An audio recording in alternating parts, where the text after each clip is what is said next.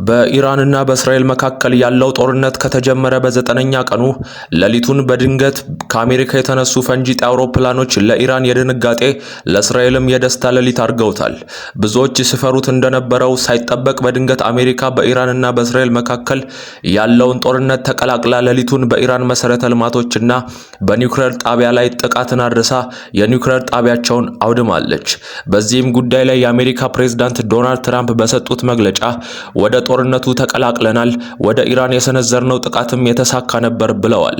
በሌላውም የእስራኤል መሪ የሆኑት ቤንያሚን ኔታንያሁ ባወጡት መግለጫ ዶናልድ ትራምፕ በኢራን ላይ በሰነዘሩት የጦር ጥቃትና ወደ ጦርነቱ በመቀላቀላቸው እንደተደሰቱና ማመስገንም እንደሚወዱ ገልጸዋል። የተባበሩት መንግስታት ድርጅት መሪ የሆኑት አንቶኒዮ ጉተሬዝም እንዳስታወቁት ጦርነቱ ከተጀመረ 9 ቀን ቢሆነውም አደገኛውና አስፈሪ ጦርነት ግን አሁን ነው የጀመረው ሲሉ ተናግረዋል። ኢራንም ከዚህ ቀደም ስትናገር እንደነበረችው በአሜሪካ መንግስት ጥቃት ከደረሰብኝ የአሜሪካን የጦር ሰፈሮችን አወድማለሁ ብላ ስትዝት እንደነበረ ይታወቃል።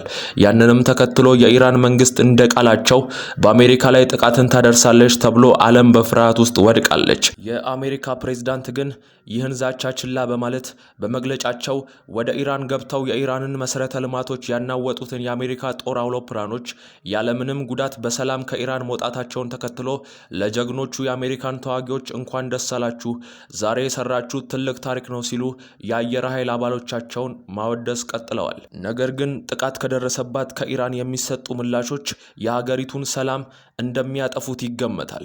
የአሜሪካ ፕሬዝዳንቱ ዶናልድ ትራምፕ ግን መግለጫቸውን ሲቀጥሉ ያደረስናቸው እያንዳንዱ ጥቃት በኢራን ላይ የጣልናቸው ፈንጂዎች ዓላማቸው የኢራንን የኒውክሌር ማበልጸግ አቅም ሙሉ በሙሉ ማስቆም እና በዓለም ቁጥር 1 የሆነውን የኃይል እንቅስቃሴ መገደብ ነው ብለዋል።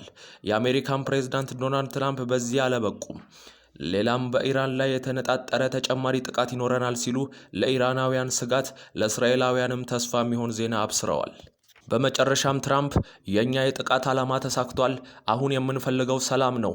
ኢራን ይህንን አሻፈረኝ ያለች እንደሆነ ግን ቀጣዩ ጊዜ ለኢራን በጣም ከባድ፣ አሰቃቂ እንዲሁም የሐዘን ጊዜ እንደሚሆን ተናግረዋል። ገና ብዙ በኢራን ላይ የተነጣጠሩ ጥቃቶች እንዳሉ የተናገሩት ትራምፕ ይህንን የሰላም ድርድር ኢራን የማትቀበል ከሆነ ጥቃቶቹን በኢራን ምድር ላይ መውረዳቸውን እንደሚቀጥሉ ገልጸዋል። አክለውም በቀጣይ ጊዜያቶች ውስጥ ኢራን የሰላም ዜና ታሰማለች፣ አሊያም በኢራን ምድር ላይ ታይቶ የማይታወቅ የሐዘን ዜና ይሰማል ሲሉ ተናግረዋል። በአንጻሩ ስለ እስራኤል በሰጡት መግለጫ ደግሞ ዶናልድ ትራምፕ የእስራኤልን መሪ ቤንያሚን ኔታንያሁን አንተ ታላቅ ሰው ሲሉ አሞካሽተውታል።